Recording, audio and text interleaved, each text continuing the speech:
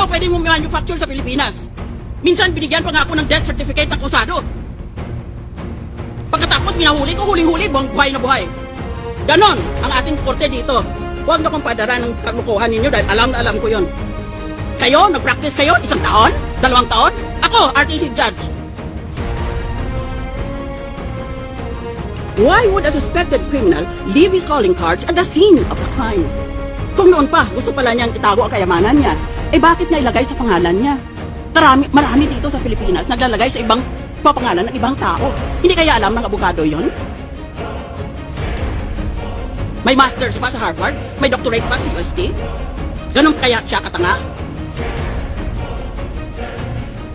Assuming for the sake of argument that there is a preponderance of evidence for the prosecution, the preponderance is not overwhelming. Yan ang Ingles.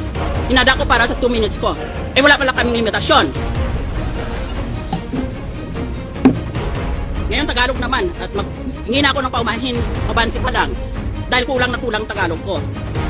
Unang punto, kung matalo ang Chief Justice dito, di ang ibig sabihin pala, ang mga nananalo ay mga honest na tao dahil kinondena nila dahil corrupt yung taong yon. Di, palagay din natin na itong mga representante, dahil lahat tayo we represent the people, isn't that so? That's why we're elected officers. We're supposed to represent our constituencies. Kung hatulan natin may sala yan, di, ibig lang sa, dahil crooked siya, ibig lang sabihin tayo, honest tayo. Ngayon, kung lahat pala tayo honest, o marami pala tayo sa atin ay honest, why is the Philippines often, or if not all the time, why is the Philippines always ranked as one of the most corrupt countries in the whole world? Yan, sagutin niyo ako niyan. Nagpapakalinis kayo?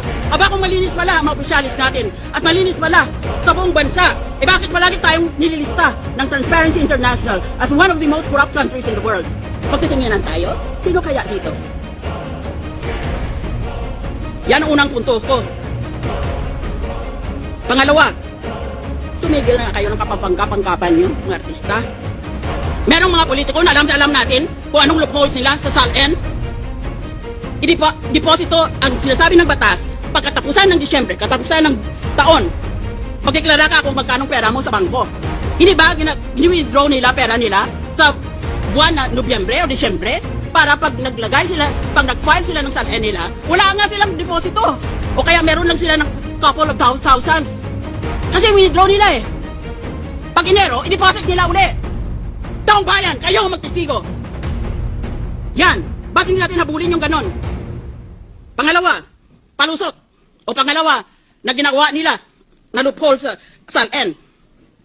Lahat ng pag-ari nila, real estate, bank accounts, iba pang pag-ari, lalagay sa ibang pangalan. Yan is very, very widespread. O di wala nga naman sila pag-ari. Dahil lahat, linagay na nila sa ibang pangalan.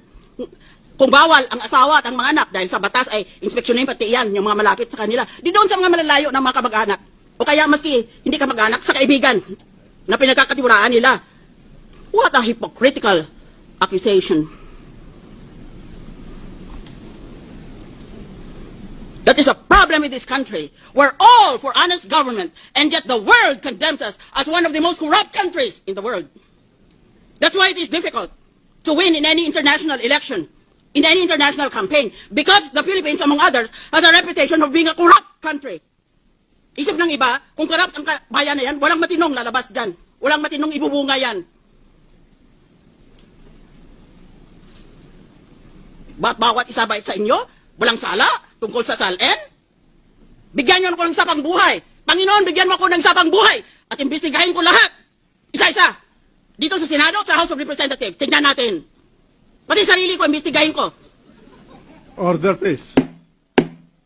Ang daming loopholes ng SALN na yan. Ba't hindi kayo umimik noon? Ba't ngayon bigla na lang kayong so exercised about a loophole? Well, if that is the case, then let us all just put our assets in dollars and know the purpose of the SALN will be perverted or corrupted.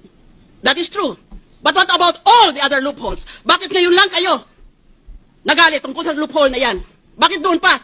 Dahil yung iba sa atin, dinagamit yung mismong loopholes na yon. Hindi lang sila ma-impeach. Sunod na punto. Sinabi ko sa umpisa, this is quasi-judicial and this is quasi-political. Yan aminado yan ng mga authors. Si Professor Charles Black ng Yale, si Professor Raoul Berger ng Harvard. Mga tinitingala yan ng mga authorities all over the world. Ngayon, Yun is quasi-judicial. Ibig sabihin, kalahati niyan politika. Kalahati yan, batas. Napakahirap gawin yan. Ngayon, ako, dahil naging RTC judge, ang ginagamit ko lang, ang batas. Wala akong ginagamit sa pampolitika dahil hindi na ako makatakbo ulit. Natawag na ako ng International Criminal Court. Wala na akong kinabukasan sa politika sa Pilipinas. Even if I wanted to, I am prohibited because this is already my second term. Consecutive term. Ngayon, ano bang sinasabi na quasi-political? Investigahin nga natin for future impeachments. Anong sinasabi na quasi-judicial, quasi-political? Madaling intindihin ang quasi-judicial. Kalahati niyan tungkol sa justisya o tungkol sa batas.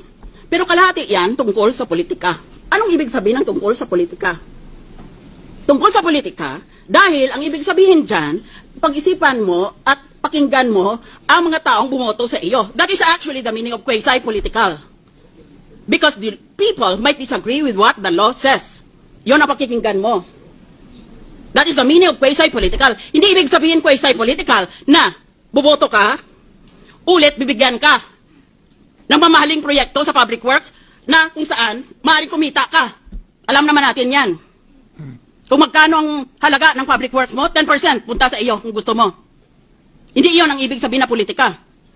At hindi ibig sabihin na quasi-political na isipin mo, nako, tatakbo ako. Either for re-election or for another position, or I need some position in government for my kalyado ko, who I will use as my dummy. That is not the meaning of quasi-political. I request the lady to wind up this. I thought that I was unlimited. I prepared a 2-minute paper, but I will obey the injunction. Tsaka, isang punto. Nang nagtapos magpresenta ng ebidensyang prosecution, naglabas ng mga survey ng mga tao gusto pala na guilty ang Chief Justice. Ngayon natapos ang defensa, saan yun ang mga survey? Wala.